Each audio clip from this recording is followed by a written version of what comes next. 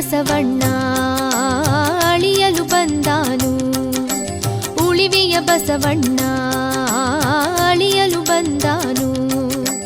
ಬುದ್ಧಿಯುಳ್ಳವರು ಎದ್ದು ಬಂದು ಆರುತಿ ಬೆಳಗಿರೆ, ಚಿಕ್ಕ ಚನ್ನ ಬಸವಣ್ಣಗೆ, ಚಿಕ್ಕ ಚನ್ನ ಬಸವಣ್ಣಗೆ.